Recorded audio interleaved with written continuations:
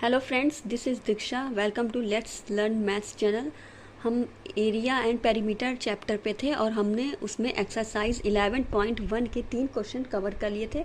आगे हम क्वेश्चंस को कंटिन्यू करते हैं और हम इसका 5th क्वेश्चन देखते हैं। ठीक है, हमारा 5th क्वेश्चन क्या कह रहा है? The area of a square park is the same as of a rectangle park if the side of the square park is 60 meter and the length of the rectangular park is 90 meter, find the breadth of the rectangular park।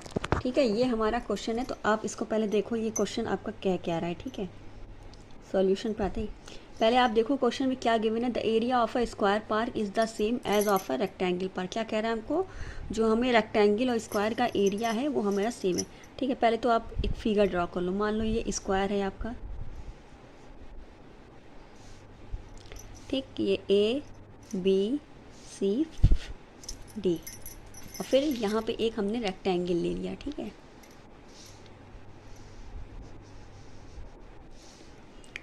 P Q R S नाम दे दो, आप कुछ भी नाम दे सकते हो, नाम में कोई बाउंडेशन नहीं। ठीक, अब इन दोनों का जो एरिया है, ठीक है, क्या कह रहा है क्वेश्चन में? हमें गिवन है, क्या गिवन है? ठीक, given area of square is equal to area of rectangle. ये क्वेश्चन में हमारा गिवन है, चूकी लगा देना। ठीक है, गिवन है हमारा, दोनों का एरिया हमारा सेम है। और फिर क्या कह रहा है? If the side of a square park is 60 metre. अब हमें क्या गिवन है? Also side of square park कितना है हमारा? 60 मीटर है। ठीक है, यहाँ पार्क लिखना है, area of square park, area of rectangle park. ठीक है, मिस हो गया है, ऐड कर लेना है इसके आगे। तो इस साइड ऑफ स्क्वायर पार्क कितना है? 60 मीटर। तो बस अब हमें स्क्वायर, अब आप देखो स्क्वायर का हमें मिल गया, स्क्वायर की हमें साइड मिल गई और एरिया क्या कहते हैं हमारा दिया है, निकालना है तो इसका। ठीक है, तो इसलिए एरिया ऑफ स्क्वायर क्या साइड का स्क्वायर होता है या साइड इंटू साइड? ठीक है, तो बस यहाँ से एरिया निकाल लो, कितना होगा? 60 इंटू 60। ठीक है, तो 306,000 मीटर स्क्वायर क्या आ गया? एरिया आ गया स्क्वायर का। ठीक है, अब अगर ये हमारा स्क्वायर का एरिया है तो यही हमारा रेक्टेंगल का एरिया होगा, क्योंकि हमें क्वेश्चन में पहले गिवन है कि दोनों का एरिया सेम है। ठीक है, इसलिए एरिया ऑफ रेक्टेंगल 360। ठीक है भाई, दोनों का एरिया सेम है। जो हमारा स्क्वायर का एरिया मिल गया तो वही हमारा रेक्टेंगल का, और इसका फॉर्मूला लगा दो। एरिया का, रेक्टेंगल का एरिया का क्या होता है? L इंटू बी होता है। हाँ, अब हमें किसकी वैल्यू क्वेश्चन में दी है? रेक्टेंगल के पार्क की rectangular park, length of the rectangular park 90 metre. 90 है ना? हाँ, तो ये 90 दिया है हमारा, इंटू बी 3। बस यहाँ से बी की वैल्यू फाइंड आउट कर लो आप, 3600 अपॉन 90। ठीक, डिवाइड करो, 9 1 जा 9, 9 4 जा 36 0। तो बी हमारा आ गया, ब्रेथ कितना आ गया? 40 मीटर। ये हमारा क्वेश्चन था। ठीक है, ये हमारा इसका आंसर आ गया। ठीक, तो हमारी लेंथ क्या हो गई? लेंथ हमारी हो गई 90 मीटर और हमारा ब्रेथ यहाँ से क्या निकला है? 40 मीटर। ये 90 है तो ये भी 90 होगा। ठीक है, ये 90, ये ब्रेथ हमारी कितनी आ गई? 40 मीटर। ये भी हमारी है। और आप एक चीज़ ये देखो, ये इसको स्क्वायर पार्क की जो साइड थी वो हमारी कितनी सी? 60। सब 60 हो जाएगा। ठीक है, यहाँ 60 लिख लो, यहाँ 60 लिख लो। ठीक है, देखो इस तरह के क्वेश्चन में हमको एक चीज़ आप ये समझ लो, पहले आप देखा आपने दोनों का एरिया सेम दिया है तो हमने दोनों का एरिया मान लिया सेम है। ठीक है, area of square, area of rectangle. अब हमें देखो कि दोनों एरिया में से किसके लिए हमें सारी कंडीशन दी है। हाँ भाई, दिया हमें रेक्टेंगल के लिए भी है, लेकिन रेक्टेंगल के लिए बस हमें क्या दिया है, लेंथ दिया है, और रेक्टेंगल के एरिया के लिए हमको ब्रेड्थ की भी ज़रूरत पड़ती है, तो हम इसको छोड़ देंगे। अब हम देख रहे हैं साइड के लिए हमको, स्क्वायर के लिए हमें साइड मिल गई, तो साइड मिल गई तो हम वहाँ से स्क्वायर का एरिया निकाल लिए। जब स्क्वायर का एरिया निकाल लिए तो वही हमारा रेक्टेंगल का एरिया। अब रेक्टेंगल का एरिया मिल गया, एक साइड मिल गई, तो हमारा बी निकल आया, तो बी की वैल्यू हमारी 40 सेंटीमीटर हो गई। ठीक है, ये हमारा सॉल्यूशन था। ठीक है, 5वां क्वेश्चन का, क्वेश्चन 5 का। ठीक, आगे इसका 6th क्वेश्चन देखते हैं। 4th क्वेश्चन आप इजी है, इसको आप ट्राई करना। 4th क्वेश्चन बहुत इजी है, वो आपका हो जाएगा। ठीक है, देखो आप इसका 6th क्वेश्चन देखो क्या कह रहा है। A wire is in the shape of a rectangle, its length is 14 centimetre and breadth is 22 centimetre. If the same wire is rebend in the shape of a square, what will be the measure of each side? Also find the area of the rectangle। ठीक है, क्या कह रहा है, एक wire है हमारे पास। ठीक है, ये आप मान लो, ये कोई वायर है आपकी, ये वायर मान लो। ठीक, ये क्या है, वायर। हम समझाने के लिए आपको कह रहे हैं। ठीक है, अब इस वायर को शेप दिया जाता है रेक्टेंगल का। ठीक है, मान लो ये रेक्टेंगल, फिगर थोड़ा टेढ़ा है, माइंड मत करना। ये रेक्टेंगल का दे दिया, जिसकी लेंथ हमारी कितनी है, 40 सेंटीमीटर है, और ब्रेथ हमारी कितनी है, 22 सेंटीमीटर है। ये भी हमारा 40 सेंटीमीटर होगा। ठीक, और ये भी हमारा 22 सेंटीमीटर होगा। ठीक है, ठीक, अब क्या कह रहा है, if the same wire is rebend in the shape of, उसका अब यही इसी वायर को हम क्या कर दे रहे हैं, स्क्वायर के शेप में कर दे रहे हैं। ठीक है, कर दे रहे हैं in the shape of square, तो what will be the measure of each side.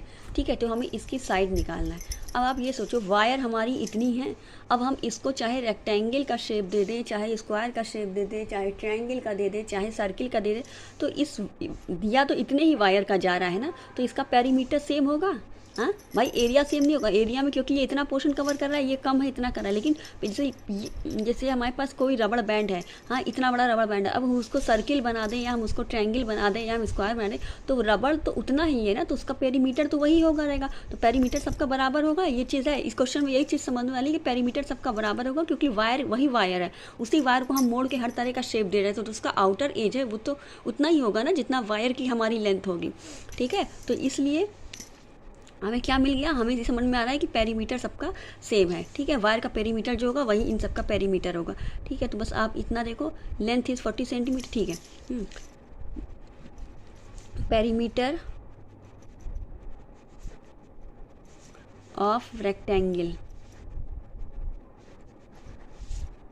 To bracket में L + P, पेरीमीटर निकालना है हमें।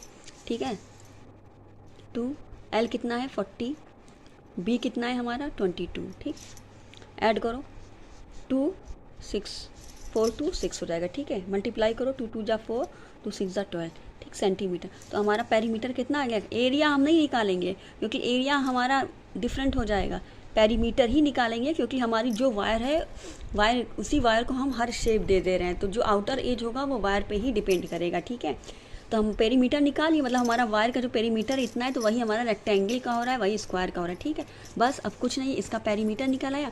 If the same wire is rebend in the shape of a square, ठीक है, तो what will be the shape of a square. बस अब यहाँ पेरीमीटर निकाल लिया, इसलिए पेरीमीटर, अब पेरीमीटर का ऑफ स्क्वायर यही हो जाएगा जो रेक्टेंगल का है, क्योंकि वायर तो वही है। ठीक, इसका फॉर्मूला क्या होता है, 4 इंटू साइड होता है। थोड़ा क्वेश्चन कॉम्प्लिकेटेड किया है घुमा के, बस 1 2 4 अपॉन, ये इंटू में है तो इक्वल के इधर जाएगा, डिवाइड हो जाएगा। ये चीज़ आप याद रखो, इक्वल के लेफ्ट साइड अगर कोई वैल्यू प्लस में है वो माइनस में हो जाएगी, इंटू में है तो डिवाइड में हो जाएगी, माइनस में इधर है तो इधर प्लस में हो जाएगी, इधर डिवाइड में तो इधर इंटू में हो जाएगी। बस डिवाइड करो, 4 1 जा 4, 4 3 जा 12, 4 1 जा 4, तो साइड हमारी कितनी आ गई, 31 सेंटीमीटर, किसकी, स्क्वायर की। ठीक, अब ये क्या क्वेश्चन पूछ रहा है हमारा कि find the area, what will be the, हाँ, also find the area of the rectangle. ठीक है, एरिया नहीं पूछ रहा, मेरे ख्याल से पूछ रहा है कि विच इनक्लोजेज मोर एरिया। ठीक है, आप सारा इसको क्वेश्चन देख लेना। ठीक है, देख लूँगी मैं। अगर ये एरिया पूछा है तो आप सिंपल इसको मल्टीप्लाई करके निकाल दोगे, और यहाँ पे ये पूछेगा क्या कहते हैं, विच एरिया इनक्लोजेज मोर एरिया, मतलब इन दोनों में से कौन एरिया ज़्यादा कवर कर रहा है, ये शायद क्वेश्चन है, थोड़ा मिसप्रिंट हो गया, ठीक है। तो बस पूछ रहा है कौन कवर कर लिया है, तो बस दोनों का आप एरिया निकाल लो, ठीक है। इसलिए area of rectangle L into B, ठीक है। तो L की वैल्यू क्या है 40, B की 22, 40 इंटू 22, ठीक है। यहाँ वैल्यू आएगी, ये आ गया, ये हमारी एरिया आ गया रेक्टेंगल का और एरिया ऑफ स्क्वायर, ठीक है। साइड इंटू साइड होता है साइड का स्क्वायर, तो साइड कितनी आई है, कितनी आई है साइड, ये आई है 31 सेंटीमीटर। क्वेश्चन थोड़ा लास्ट में वो हो गया है, तो आप इसको देख लेना, ठीक है। तो इसका आ जाएगा 960। क्वेश्चन हमारा ये है कि विच इनक्लोजेज मोर एरिया, ये शायद मैंने दूसरे क्वेश्चन की लाइन लिख दी है, विच इनक्लोजेज मोर एरिया है। हाँ, तो मतलब कौन ज़्यादा एरिया कवर कर रहा है, तो हमने रेक्टेंगल का भी एरिया निकाल लिया, ठीक, ये रेक्टेंगल का और ये स्क्वायर का, तो स्क्वायर जो है ज़्यादा एरिया कवर करेगा, तो इसका आंसर हो जाएगा स्क्वायर इनक्लोजेज मोर एरिया।